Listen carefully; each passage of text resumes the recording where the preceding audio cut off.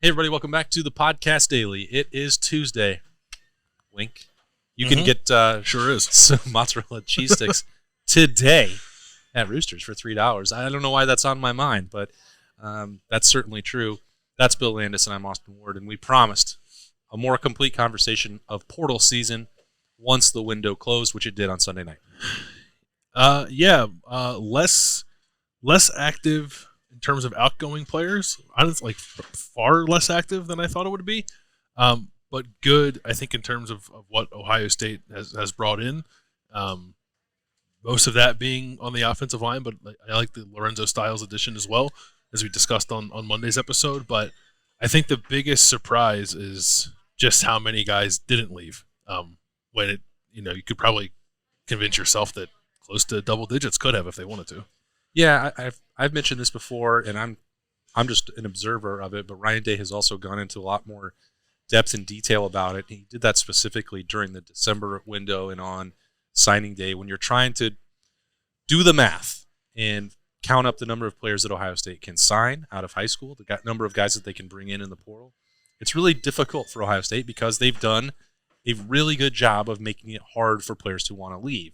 So we could look, and you said maybe the number could have been double.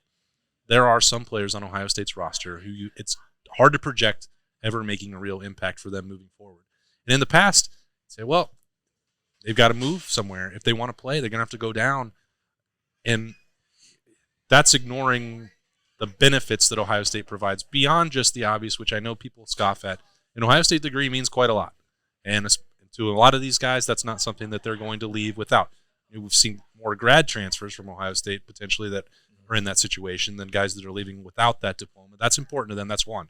I've mentioned this on the board at ohiostate.rivals.com in terms of academic bonuses that are offered. Not every school in the country offers that. I think when it started in the last couple of years, Ohio State was in one of only about 20 programs that were offering these stipends. They're not even really stipends. They're just money that Ohio State is allowed to give. It's about $12,000 a year.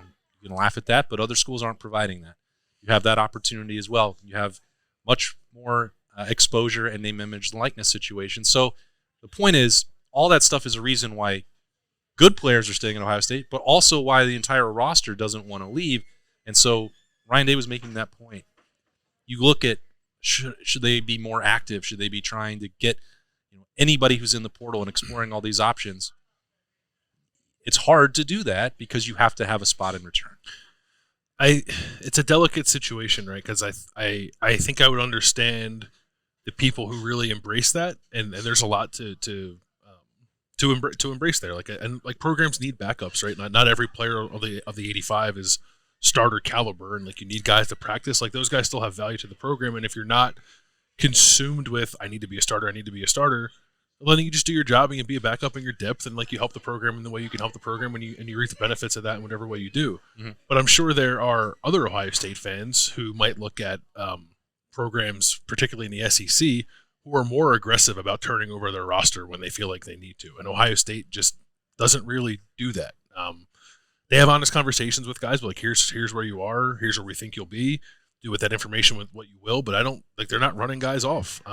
It's just not what Ryan Day does, and I would listen to an argument that maybe they should do that more. I don't know that I personally agree with it because at the end of the day, we are still talking about college athletes and amateurs still, less so, I guess, but still amateur athletics. I don't love that when that happens. But the result is maybe sometimes you end up with not as many spots as you would like to have to chase transfers, or you end up with a smaller transfer class incoming that you might like otherwise. But I don't know. I think I'd rather be on the side of it that Ohio State is on, but that's just a matter of personal preference. I don't know if you're on the opposite side of that. I won't begrudge you. So we've been asked about 1 million times what the current scholarship number is for Ohio State, and as Berm alluded to on Monday, hey, don't worry about it. Yeah, they'll get there. They'll get there by August, which is when they have to. As they sit, with Bill and I in here right now, they are over 85. And I've mentioned this before. The way that they were going to get there was not purely through the transfer portal. 4 players left by the deadline on Sunday. Caleb Brown, Caleb Burton, Ben Chrisman, and Jake Seibert. To get to the next level, that is likely going to be medical hardships for Ohio State, but they are at this point where they could still conceivably add if they want to. That is our understanding of the situation. So if they are continuing to talk to someone in the portal, they're not doing so just hoping that it'll work out down the road. Yeah, they're not in the business of wasting their own time, I don't think. So I guess as long as they think they're okay and they're going to figure it out, then I won't be concerned with it. And I don't really think fans should be. It is odd. Like I don't. We talk about it like every year, and every year it works itself out. This is like kind of the weirdest it's been, but they're the ones that know the real deal and are managing that scholarship table. So they'll be fine when they need to be fine, and there's ways probably to work around that. There's stuff I don't know, like there could be, I guess, graduate transfers perhaps who decide they don't want to do something after they actually graduate. There's some guys on the roster that have dealt with like long-term injuries. Maybe there's some medical stuff that might pop up that could get them to the number 2. But I think the big thing is like they'll get there when they need to get there. Don't worry about it. With that foursome that did decide to leave, did any of them register as a surprise or particularly noteworthy to you? I think you could look at the second-year receivers. I think we would have said this when Caleb Burton first went, and like it makes sense. Like that's a position. If you were to rank the positions where you'd look, I think you'd have that one up pretty high of where they could lose somebody. I was excited like to see what Caleb Brown could do. I thought he could help them as a special teamer, if nothing else. But he also seemed like he was kind of starting to make a move. And if you looked at the depth chart, like, well, if you are, then what's really out there for you in terms of playing time this year? So that's ultimately not terribly surprising. Ben Chrisman is probably the one that I wasn't expecting. There were other offensive linemen, frankly, that I thought would leave aside from him. I thought that Ben still had a path in front of him to contend for a starting job as an interior offensive lineman at some point. And I think that is a little bit of a blow to a group that doesn't have tremendous depth right now, especially on the interior. So I don't look at any one of the 4 outgoing and like, oh, that's to Ohio State's detriment. But I guess if I had to pick one that I thought might hurt them the most, it's probably Ben Chrisman, just from a depth perspective. So we talked already about Lorenzo Styles Jr. and how that fits, how that might work. From what you've seen, read, evaluated, heard about picking up Josh Simmons from San Diego State, what do you make of that move? He was the best offensive lineman available, I think, or at least offensive tackle. The kid from Wyoming, whose name is escaping me, Emmanuel something, went to USC. He was pretty intriguing, but I don't know if he was a tackle. He might be more of an interior guy. I think he's going to play guard at USC. He played guard at Wyoming last year. Like looking at the options, he was the guy that I liked the most, but I don't know if he suited Ohio State's needs the best. I think Josh Simmons did, and he's not, he's like an all-conference player. He's not like a former 5-star prospect. Like he was a good recruit. He was a high 4-star prospect that Justin Fry seemingly really liked when he was coming out of high school, and just didn't get him. There was like weird stuff with his recruitment going on at the time, like as was with everybody in that class of 2021. So he ended up staying close to home and playing at San Diego State. And like you can look at PFF numbers, right? And you can use that to tell yourself, oh, this guy's not very good. I think offensive line stuff with PFF is pretty hard to contextualize. If you watch him, I would think you'd come away liking quite a bit about him. He's long, he's athletic, he moves his feet really well. He had a lot of penalties last year, which is an easier thing to quantify and probably something that people get worried about. But I think of the 16, if I have this right, of the 16 penalties called against him, which is a lot, led his team was double Ohio State's penalty leader last year. 11 of them were false starts. So that says to me like he was a redshirt freshman who was probably trying to get out of the blocks a little too fast. Not that he is like an inherently sloppy player and is like holding people all the time or taking like extracurricular penalties. So like I think it can be fixed. And I think if you look at it from the perspective of like if Ohio State would have recruited him out of high school as a high 4-star prospect from the West Coast in the class of 2021, and now 2 years into his career he was aligned to be a starting tackle at Ohio State, I think you'd feel pretty good about that. So I think you should feel pretty good about the fact that he's doing that now with a year of starts under his belt at another program. So he's not like I think long-term he's got a reasonably high ceiling and like an NFL guy down the road. I get he's maybe not the splashiest addition that Ohio State could have had or that people wanted, but I think he is a solid player with a pretty high ceiling. I think that's a conversation that, we had even before the portal opened. We're going through spring camp and talking about what's the situation at right tackle, how desperate is it? Well, they're going to be evaluating and they're going to try and make a move, but there's no certainty whatsoever about what's going to be there. And I would say that Josh Simmons probably represents about the best case scenario, because you're not going to have an established Power 5 starter magically materialize. Now, that actually did happen. Like, the guy from Purdue. I didn't think he was very good. Yeah. Just my opinion. He didn't get a lot of acclaim around the rest of the league from the coaches or the media that watch him. He started a lot of games, but that's the situation that we're talking about. Like, could you have convinced yourself that a starter at Purdue could slide over and help Ohio State? Maybe you could have, but that's the long-term projection is probably much higher for Josh Simmons. Yeah. And if he fulfills that, then you've really hit on something. But you aren't going to have like an NFL free agent class. I don't mean to belabor the point, but like you don't just get to go out there and like you can make payments, and like Deion's probably going to try and do that for Colorado and maybe entice people in to leave because they're not under contracts. But you don't just get the entire blanket.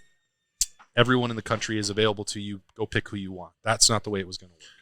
It would be nice if it did. And if I guess like you could say like Ohio State has enough cachet that they should be able to like throw it around and will that to happen. I guess you can try, but it doesn't guarantee anything.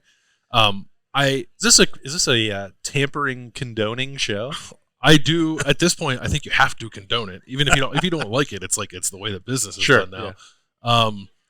I like when Josh committed, there was people on the board at OhioState.Rivals.com like, oh, we need another one, and like that's where I could see like that Purdue guy coming in. If you want to say like, I don't see this Purdue guy as like perhaps a starter at Ohio State, but they just need offensive linemen. Period. Go get them. Like sure, like I agree with that if you can get them, but why would that guy come here, leave his starting job where he's played 2,000 snaps at Purdue to come like be a backup at Ohio State? I just don't think that's realistic, and we lose sight of that sometimes. Like Ohio State's awesome.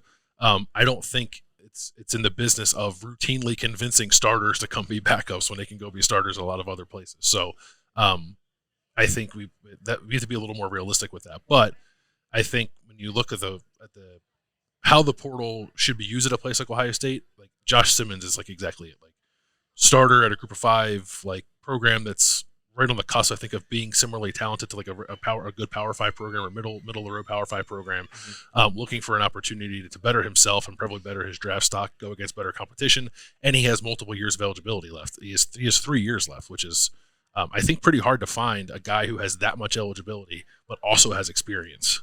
So I like that about him too. And we'll see, like Justin Fry's a good offensive line coach, so I think we'll get the best out of him. So, and as a reminder and a refresher for the way it works, players that are hoping to be eligible for this season had to declare their intentions and enter the portal on Sunday.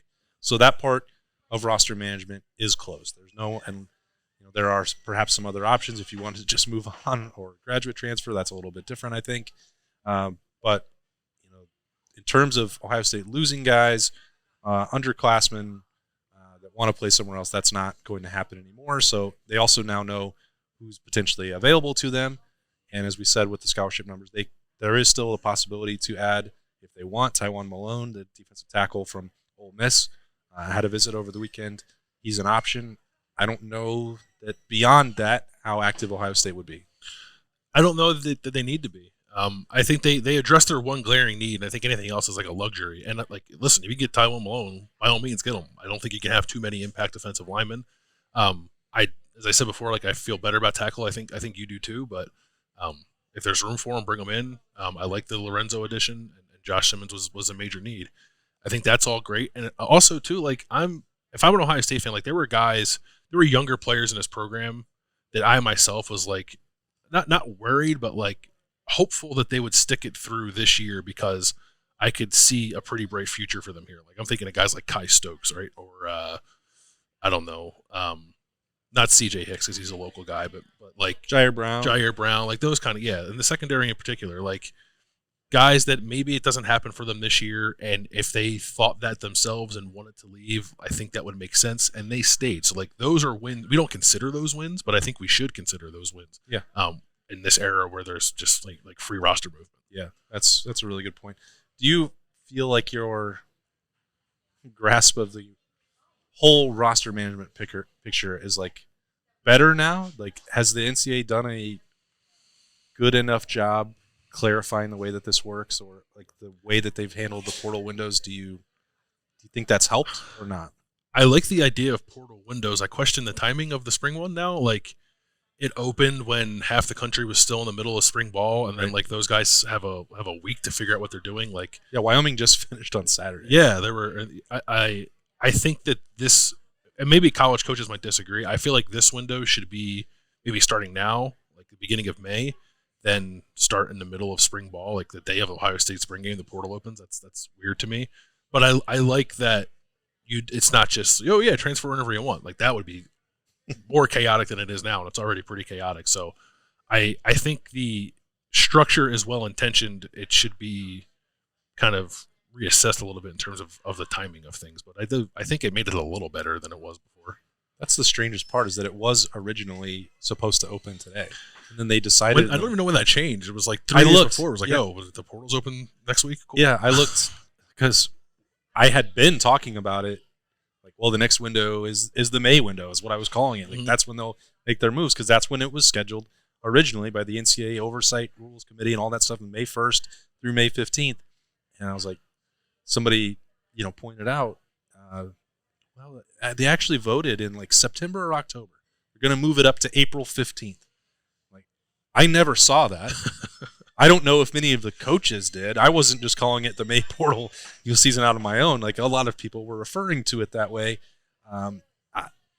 They moved it in the middle of last season. And like, so it had been 5 or 6 months that they had set this new date.